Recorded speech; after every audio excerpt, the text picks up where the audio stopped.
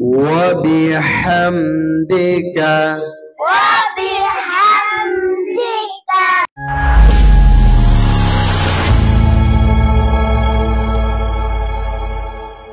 আসসালামু আলাইকুম ওয়া রাহমাতুল্লাহি ওয়া বারাকাতুহু।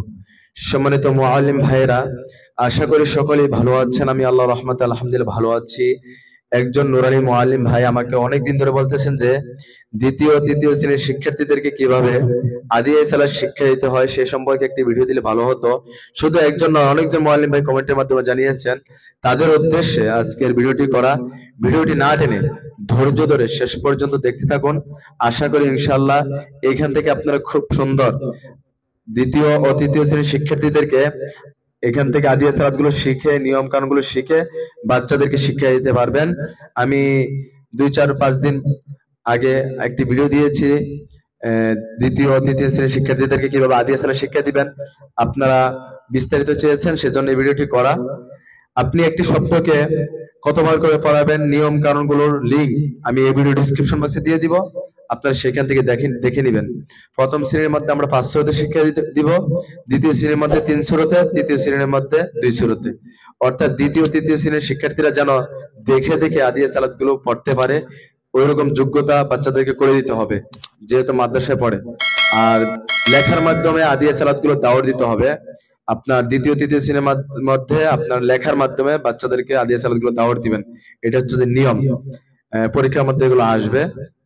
আর পড়ার নিয়ম হচ্ছে যে আপনি যদি আপনি ছানাটা পড়ান, যেমন সিন বা হানুন কাফ সুবহানাকা লেখার জন্য সিন বা হানুন কাফ সুবহানাকা, সিন বা হানুন কাফ সুবহানাকা, আলিফ লাম লাম হা মিম আল্লাহুম্মা, আলিফ লাম লাম হা মিম আল্লাহুম্মা, সুবহানাকা আল্লাহুম্মা লেখার জন্য মুখস্থ করেন। আর যদি আপনি এমনি মৌখিকভাবে মুখস্থ করতে চান তাহলে আমি তাকবীরে তাহরিমার নিয়মটা বলে দিব, সেখান থেকে আপনারা বুঝে নেবেন। আর বাকিগুলো তাকবীরে তাহরিমার নিয়মে শিক্ষা দিবেন। এরপরও যদি না বুঝেন আপনি হাদিসের ভিডিও, মাসালার ভিডিও, দোয়ার ভিডিও এগুলো দেখবেন, ওই নিয়মে পড়ালে বাচ্চারা পারবে। এখানে বিস্তারিত আলোচনা করতে গেলে ভিডিওটি অনেক লম্বা হয়ে যাবে। তাহলে চলুন আর কথা না বাড়িয়ে আজকের পর্বতে চলে যাই। তাকবীরে তাহরিমা,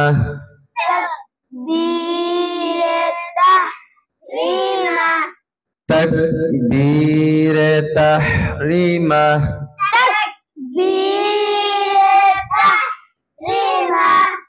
তাকবীরে তাহরিমা,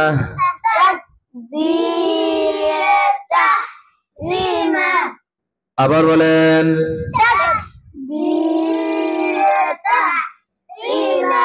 আবার,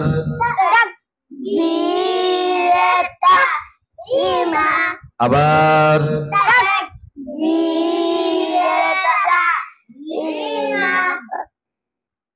তাকবীরে তাহরিমা,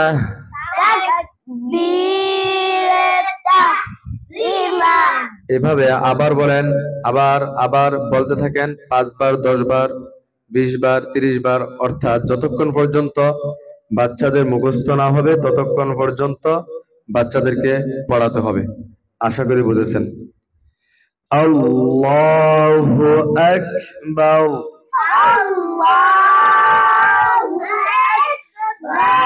এত রানো কেন? আল্লাহু আকবার,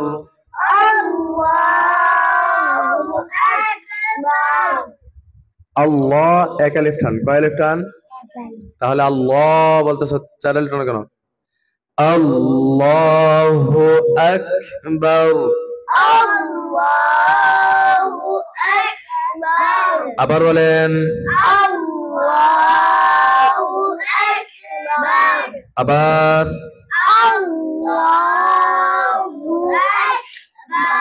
আবার। এরপরে আপনি শিক্ষার্থীদেরকে বলবেন 3 বার বলেন, 5 বার বলেন, 7 বার বলেন, অর্থাৎ যতক্ষণ পর্যন্ত শিক্ষার্থীদের মুখস্থ হবে না ততক্ষণ পর্যন্ত শিক্ষা দিবেন। এরপর আবার তাকবীরে তাহরিমা থেকে দাউর। আমি একটি থেকে আপনাদেরকে বুঝিয়ে দিয়েছি, সবগুলো যদি এভাবে বোঝাতে যাই তাহলে ভিডিওটি অনেক লম্বা হয়ে যাবে। সেজন্য আমি আর অন্য পড়ার মধ্যে বলে দিব না, এটার থেকে আপনারা আশা করে বুঝে নেবেন।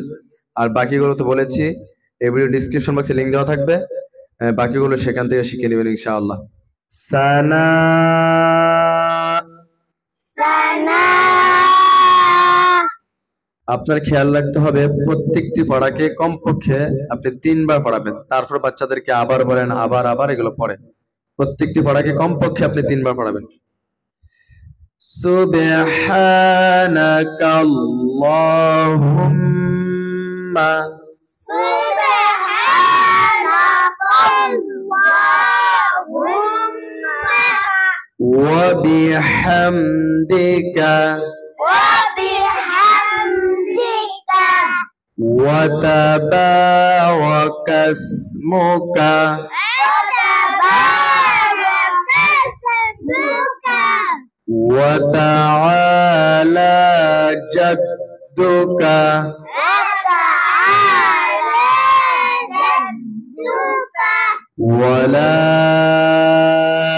ইলাহা গায়রুক। ওয়া লা ইলাহা গায়রুক। আরো ধীরে ধীরে, আরো আস্তে আস্তে শিক্ষার্থীদেরকে শিক্ষা দিতে হবে। যেহেতু একটা ভিডিও করতেছি, এজন্য আমি তাড়াহুড়া করে করতেছি। বাচ্চাদেরকে শিক্ষা দেওয়ার সময় কোনো তাড়াহুড়া করা যাবে না। রুকুর তাসবিহ রুকুর তাসবিহ সুবহানা রাব্বিয়াল আযীম। সুবহানা রাব্বিয়াল আযীম। রুকু হইতে উঠিবার সময়ের তাসবিহ রুকু হইতে উঠিবার সময়ের তাসবিহ সামিআল্লাহু লিমান হামিদাহ সামিআল্লাহু লিমান হামিদাহ রব্বানা লাকাল হামদ। রব্বানা লাকাল হামদ। আপনি ভেঙে ভেঙে বাচ্চাদেরকে পড়াবেন, যেমন সামিআল্লাহু লিমান সামিআল্লাহু লিমান হামিদাহু হামিদাহু সামিআল্লাহু লিমান হামিদাহ। আশা করি বুঝতেছেন। সিজদার তাসবিহ সিজদার তাসবিহ সুবহানা রাব্বিয়াল আ'লা সুবহানা রাব্বিয়াল আ'লা তাশাহুদ তাশাহুদ আত-তাহিয়াতু আত-তাহিয়াতু লিল্লাহি লিল্লাহি ওয়াস-সালাওয়াতু ওয়াস-সালাওয়াতু ওয়াত-তাইয়্যিবাত ওয়াত-তাইয়্যিবাত আসসালামু আলাইকা আসসালামু আলাইকা আইয়ুহান নাবিয়্যু আইয়ুহান নাবিয়্যু ওয়া রাহমাতুল্লাহি ওয়া রাহমাতুল্লাহি ওয়া বারাকাতুহু ওয়া বারাকাতুহু আসসালামু আলাইনা আসসালামু আলাইনা ওয়া আলা ইবাদিল্লাহিস সালিহিন। ওয়া আলা ইবাদিল্লাহিস সালিহিন। আশহাদু আল্লা ইলাহা আশহাদু আল্লা ইলাহা ইল্লাল্লাহ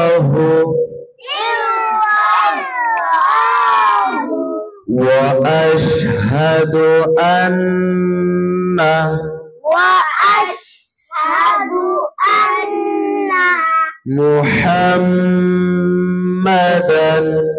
محمدا عبده ورسوله عبده ورسوله। এগুলো আপনারা যারা অভিভাবক আছেন আপনাদের বাচ্চাদেরকেও এইভাবে এই নিয়মে শিক্ষা দিতে পারবেন, কোনো সমস্যা নেই। শুধু যে মুআল্লিম ভাইদের জন্য প্রযোজ্য সেটা নয়, সকলের বাচ্চাদেরকে এভাবে শিক্ষা দিতে পারবেন। দরুদ শরীফ درود الشريف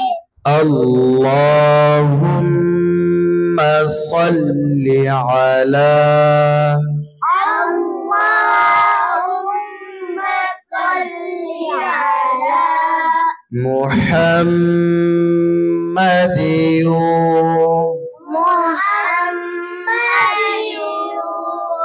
وعلى آل محمد وعلى آل محمد كما صليت كما صليت على إبراهيم على إبراهيم وعلى آل إبراهيم وعلى آل إبراهيم إنك حميد مجيد إنك حميد مجيد اللهم بارك على اللهم بارك على محمد محمد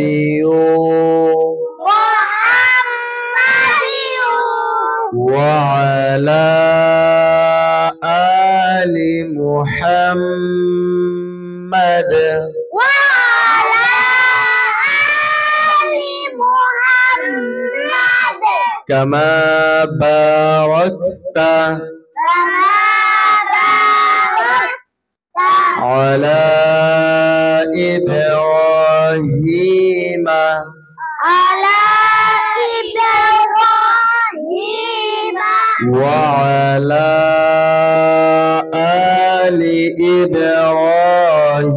إبراهيم وعلى آل إبراهيم إنك حميد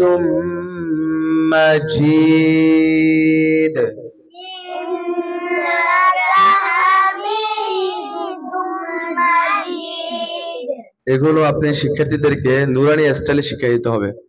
অর্থাৎ আপনি যদি বক্তার সুরে যে বাচ্চাদেরকে পড়ান, যেমন আল্লাহুম্মা সাল্লি আলা মুহাম্মাদিন ওয়া আলা আলি মুহাম্মাদ কামা সাল্লাইতা আলা إبراهيم وعلى آل إبراهيم إنك حميد مجيد। এইভাবে যদি বাচ্চাদেরকে শিক্ষা দেন বাচ্চারা ধরতে পারবে না, শুদ্ধ হবে না পড়া। এজন্য আমরা নুরানি স্টাইলে সুন্দর করে শুদ্ধ করে বাচ্চাদেরকে শিক্ষা দেব ইনশাআল্লাহ। দুআই মাসুরা دعائي مأثورة আল্লাহুম্মা ইন্নী اللهم إني ظلمت نفسي ظلمت نفسي ظلما كثيرا ظلما كثيرا ولا يغفر الذنوب ولا يغفر الذنوب إلا أنت إلا أنت فاغفر لي مغفرة واغفر لي مغفرة من عندك من عندك وارحمني وارحمني إنك أنت الغفور الرحيم إنك أنت الغفور الرحيم دعائي قنوت دعائي قنوت اللهم إنا نستعينك اللهم إنا نستعينك ونستغفرك ونستغفرك ونؤمن بك ونؤمن بك ونتوكل عليك ونتوكل عليك ونثني عليك الخير ونثني عليك الخير ونشكرك ونشكرك ولا نكفرك ولا نكفرك ونخلع ولا نلوم ونترك ونترك من يفجرك من يهديك اللهم إياك نعبد اللهم إياك نعبد ولك نصلي ولك نصلي ونسجد ونسجد وإليك نسعى وإليك نسعى ونحفد ونحفد ونرجو رحمتك ونرجو رحمتك ونخشى عذابك ونخشى عذابك إن عذابك إن عذابك بالكفار ملحق بالكفار ملحق আরো ধীরে ধীরে আরো আস্তে আস্তে বাচ্চাদেরকে শিখিয়ে দিতে হবে একটি শব্দকে ভেঙে ভেঙে অর্থাৎ প্রথম শ্রেণীর মধ্যে 5 সূরত দ্বিতীয় শ্রেণীর মধ্যে 3 সূরত তৃতীয় শ্রেণীর মধ্যে 2 সূরত এই পদ্ধতিতে যে বাচ্চাদেরকে ভালো করে শিক্ষা দিতে পারেন আশা করি আপনার বাচ্চারা পারবে এবং আপনি চেষ্টা করবেন যেন দেখে দেখে পড়তে পারে তৃতীয় শ্রেণীর বাচ্চা যদি পড়ে তাহলে অবশ্যই দেখে দেখে পড়ার মতো যোগ্যতা তাকে করে দিতেই হবে ইনশাআল্লাহ যদি ভিডিওটি ভালো লাগে অবশ্যই লাইক শেয়ার কমেন্ট করতে ভুলবেন না যদি আমার চ্যানেলে নতুন হয়ে থাকেন অবশ্যই চ্যানেলটি সাবস্ক্রাইব করে রাখবেন আর পাশে থাকা বেল আইকনটি অন করে রাখবেন যাতে করে আমি নিত্য নতুন ভিডিও আপলোড দেওয়ার সাথে সাথে আপনার মোবাইলে সর্বপ্রথম পৌঁছে যায় সকলে আমার জন্য দোয়া করবেন আমি আপনাদের জন্য দোয়া করি আল্লাহ পাক রব্বুল আলামিন সকলকে ভালো রাখুক সুস্থ রাখুক আমিন